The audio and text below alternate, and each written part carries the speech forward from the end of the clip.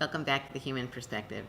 Today I've got the privilege of interviewing Marc Climaco, who is working at the Ford Foundation. He is a digital storyteller, which we'll learn a little about, in the Office of Communication. But the reason why I was really interested in interviewing Marc is over the last couple of years since I've been coming to Ford, it's been a real opportunity for me to learn from him because he's doing such good work in social media, way beyond things that I knew anything about. So maybe you could just tell us a little bit about the work that you do here. Sure. I'm the social media strategist here at the Ford Foundation, which means I take care of the institutional communications when it comes out in social media. And really, it's all about telling the stories of our grantees when it comes to our digital channels. Really taking a look at the ideas that we're investing in, and getting those ideas out to specific communities online. But also, we really want to break down philanthropy as a black box a little bit. So we're telling more, kind of vulnerable stories of the people who are the decision makers here at the foundation, so that you get to know who they are as well. And we're not going to go into a lot of detail about the Ford Foundation now, but I encourage all of you to go online and look more at what Ford is doing to integrate disability into their grant making. So Marc, do you identify as a disabled person? I do identify as a disabled person. I check that box every time there's a survey. When did you start checking that box? I started checking that box, I think, after my second job is when that was the time where I really started feeling my disability. So I have, one of my legs is significantly shorter than the other one. And, it's in my mid-20s when I really started feeling kind of the effects of my disability, especially when it comes to winter. Winter is really tough for me. In New York City. In New York City. And then that, the more I recognized kind of the, just like the extra effort I have to, to kind of give myself to like walk down the street or, or like go to work. That was a time when I realized I really needed to be kind of embracing the idea of myself as somebody, who is a disabled person. Yeah. So, where were you born? Philippines. Okay. And did you have your disability at birth or young, or? The disability came at birth, so it was exactly when I started walking, when they realized that one of my leg was weaker, and then it ended up not growing to the same level as my other leg. So I've gone through so many different, like medical, hospitals and medical, and clinic visits and a couple of surgeries. Since I was a child, I was in a cast for a very long time when I was young, for years. But none of them worked, so they helped, yes, but. So, were you being influenced by the growing disability rights movement in the United States? When I came here in 1996 and I was 11 years old, so there was a lot to learn. Sadly, the disability movement was not one of those main things that you kind of like learn as a new immigrant. Getting to know a new country, culture, new space. I really started getting to know a lot more about the disability rights movement when I got into human rights work, which is that was my second job when I started, working on human rights internationally in the United States. But it was still kind of far removed from kind of my day-to-day. And your day-to-day also meaning personally. And personally as well. Yeah, day-to-day work and personally as well. So I wasn't really connecting to it, really honestly, until recently, until I started working for the Ford Foundation. I've been here for 4 years, and this is really a place where we started talking about disability, inclusion, fairly regularly, kind of, really confronting that issue and integrating it into our day-to-day work. So, Ford really allowed me to meet you and meet many other, disability justice advocates from around the world, coming through the building as well. And that was just a time where, where I got to learn quite a lot when it comes to the history of the disability movement in the United States. because even as a disabled person, myself, I'm still kind of a learning person. A newbie. A newbie in the field of disability justice, though not in the field of justice in general. So, Speak a little more about that. um, well, as a digital storyteller, I've been working. Tell us what a digital storyteller is. A digital storyteller is that, it's exactly that. I tell stories on digital platforms using a mixed media type of a medium, right? So that's writing, photography, video, moving images.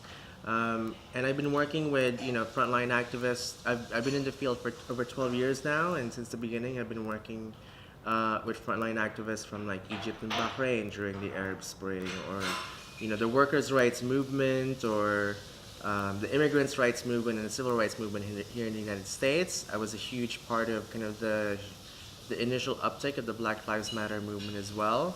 So, these are kind of the people whose stories I've been telling over the years. Also, I've told countless refugee stories as well. People, justice leaders, and a lot of families who have fled persecution and sought safety here in the United States. So, disability in those discussions. Were never brought up. Right. So now that you are beginning to more identify as a disabled person, Yeah. are you seeing a natural link into other human rights, social justice work that you're doing? And how are you beginning to bring the disability issue into those discussions? Sure. I mean, I think having a disability, if you guys have really taught me to have a disability lens in everything that we do. And I guess I kind of do that when it comes to like race and gender, and I really didn't do it before when I didn't include disability. Why? Do you know why? It was just not on top of mind, even as a disabled person myself, right? It was just not top of mind. It was not the discussion. Right. So any stigma that you felt about, because you've talked a little bit about sometimes feeling like you're going down the street and looking different, that Yeah. people will look at your limp, Yeah. and so it's felt to me like it's been a negative as opposed to neutral. Yes. So, I mean, a lot of people in the disability community knows a lot about kind of this level of stigma and shame for, as a disabled person, right? It doesn't matter what type of disability you are, but, for a while, I mean, it still happens sometimes, today, these days, especially when it's super cold outside and my disability is more pronounced. Just the idea of even just walking down the street and, if I'm limping a lot more, I get anxiety. Actually, it's just, I think a lot of it is because of shame, right? Like I don't want people to look at me in a different way, and people do. So that adds, to the fact that they do. It kind of adds to the fact that, adds to my anxiety. You think it can take away from people's views of who you are as a person and as a creator? And It's the judgment. Yeah, exactly. How people are judging you, even like the fact that you're just walking down the street. It's a very judgmental society out here. And then placing you in different situations, boxing you in. Yeah. Because you have many different parts, right? Yes, yeah. You're a gay Filipino man with immigrant with a disability.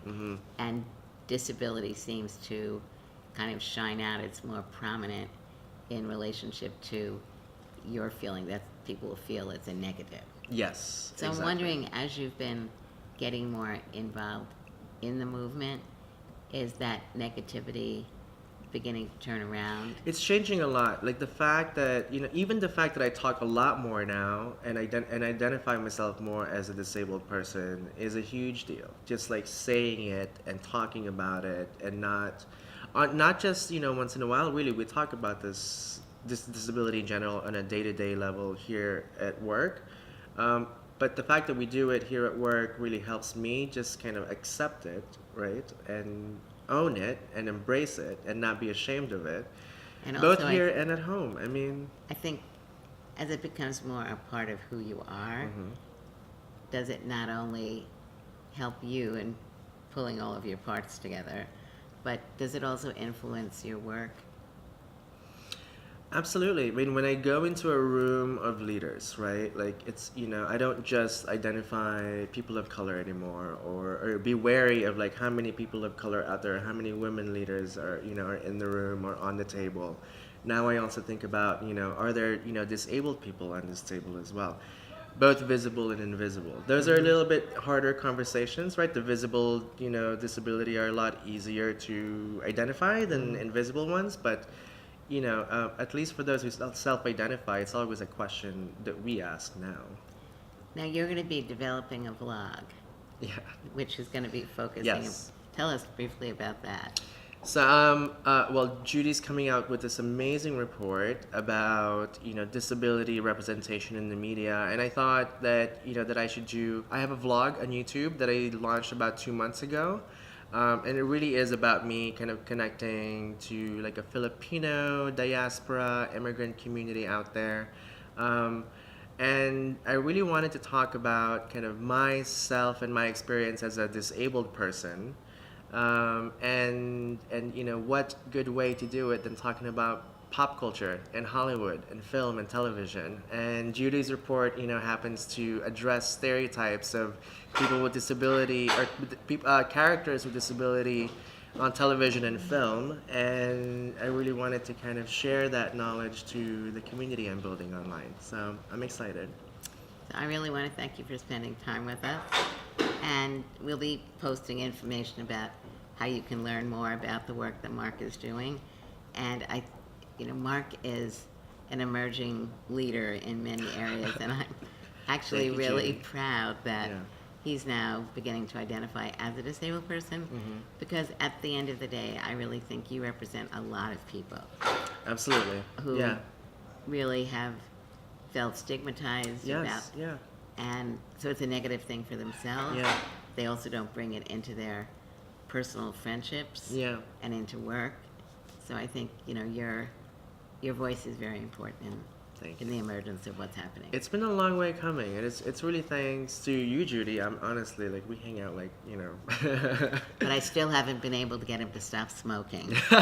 Yes, that's next. That's next. So Thank you. thank you, Judy. Thank you all. Talk to you soon. Ciao, guys. Bye.